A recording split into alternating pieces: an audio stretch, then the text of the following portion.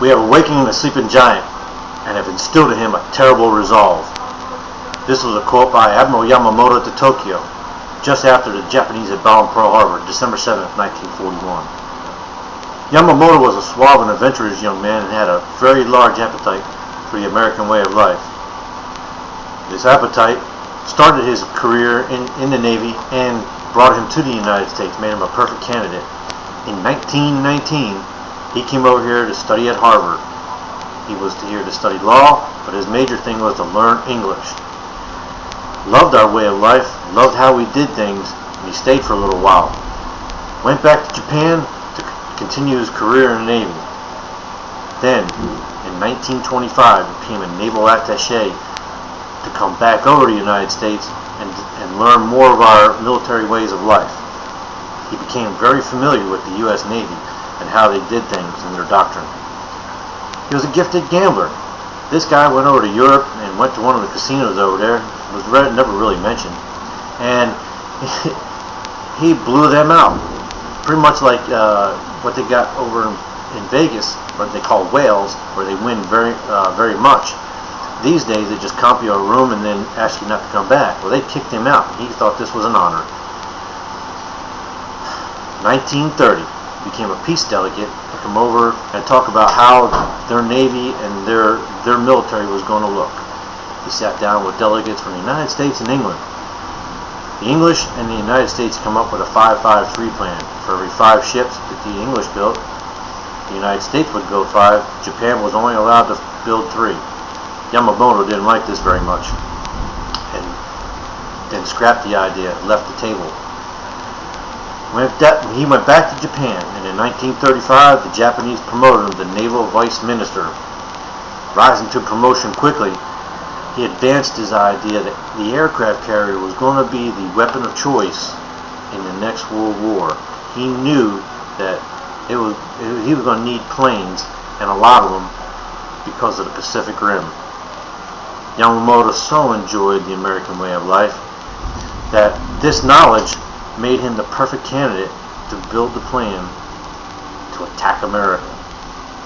Yamamoto, the mastermind, he felt Japan needed that air superiority, which goes back to the earlier part where he knew that the aircraft carrier was going to be the weapon of choice.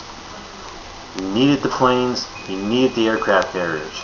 So he got with Mitsubishi and made a better plane than what they had. He had studied the British plane, the Sopwith, and got the engineers to bite off on better engines, better technology, better maneuverability. And he got this idea from all people, an American General Billy Mitchell of the United States Army Air Corps. Also part of his plan were 5 midget submarines. These 5 midget submarines were to comb into Pearl Harbor and launch missiles against the battleships and Battleship Row. All 5 sunk, but one midget sub did make it into the harbor and did hit one of the battleships with its payload. His plan's name for Pearl Harbor was called Views on Preparation for War. That was his attack plan for Pearl Harbor. See, most of the Japanese military weren't very keen on attacking America outside of the international date line because they thought that was too far. Yamamoto had other plans. He knew and wanted to hit America where it hurt. He knew if he got a strike right away, he could cripple the United States as best as possible. That was the way to do it, to keep America out of war, at least in the Pacific anyway. So, with that, the Japanese had 6 aircraft carriers as a part of the Pearl Harbor attack plan. They were the Akagi, the Kaga, the Hiru, the Suru, the Shokaku, and the Zukaku. Their air superiority consisted of the following: 350 planes. Of those were these: 129 Val dive bombers, 78 Zeros, that was the fighter aircraft, 143 Cape torpedo bombers. With Yamamoto's plan built, the day now lay in wait to make their move on Pearl. Yamamoto's attack with the midget subs. Plan went beautifully. Once they got close to Pearl, everything started going bad. A couple of the American ships found and sunk a couple of the subs. One had run aground, and two had actually made it into the harbor, one being sunk before it could shoot, and the other get its payload off and hit one of the battleships. Part of Yamamoto's plan was to use the Japanese army to land on Pearl Harbor and some of the outside islands to take some POWs. But his air plan was in 3 waves. Wave number 3 never happened. We'll get to that in a little bit. The Japanese timeline for their attacks were this. At 2:25 in the morning, mini-subs passed Pearl subnet and into the harbor. 6 a.m., the first wave launched, consisting of 51 dive bombers, 89 torpedo bombers, and 43 fighters. At 7 a.m., the second wave was launched, consisting of 78 dive bombers, 54 torpedo bombers, and 35 fighters. At 7:55, the first wave began their attack. Planes suppressing air defenses in the airfield.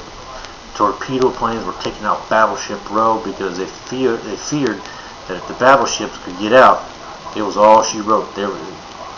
That was their main target, was the battleships. And they knew they could get the battleships because they were always paired in twos along the piers. At 08, the mini-subs attacked and they sunk the battleships West Virginia and the Oklahoma. At 8:25, the first wave was done and headed back to the fleet. 8:40, the second wave arrives and they continue the attack. At 10 a.m., the last plane leaves for Pearl and back to the carriers. Here's where we get into the third wave and the mistake.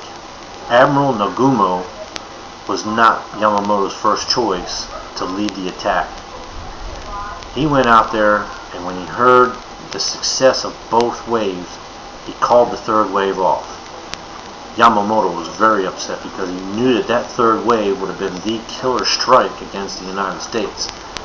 But Nagumo was all proud of himself and did not like that at all. His mistake was he thought the element of surprise was gone. So he felt that the mission was done. Here we go, we're off and gone, and we had a successful attack. But his arrogance got the best of him. Yamamoto was a very smart man. He knew enough not to get into a fight with the United States. He kept pressuring the Japanese. Let's not do this. We don't want to do this. Okay? The Japanese wanted to take the Pacific Rim and try to push forward. But he knew enough about the Americans that if we were going to get attacked, he had to hit us at our weakest spot, or actually our strongest spot, at a time where we weren't going to know. Yamamoto loved the American way of life so much that he spent a lot of time here studying our ways, learning us, mimicking us, trying to make sure that everything was right by the book. He knew that Americans were cowboys and were strong-willed and fierce, and his plan was flawless, but like all plans, people were the flaws. He knew if he had to attack America, he had to do it very swiftly, which is why he kept stressing the Pearl Harbor plan to the Japanese ministers, to the Japanese military, that they had to strike us at Pearl to defeat the largest part of the Navy, that we would be in dry dock for a long time, rebuilding to try and catch them. He had to also use the element of surprise, but he also knew that once we were provoked, we were going to strike back. And strike back we did. I used a couple of books. First Shot by John Craddock to help me get some of my information on this. Day of Infamy from Walter Lord.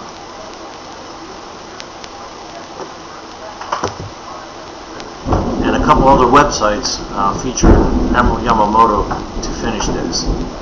I hope you enjoyed it. Thank you very much.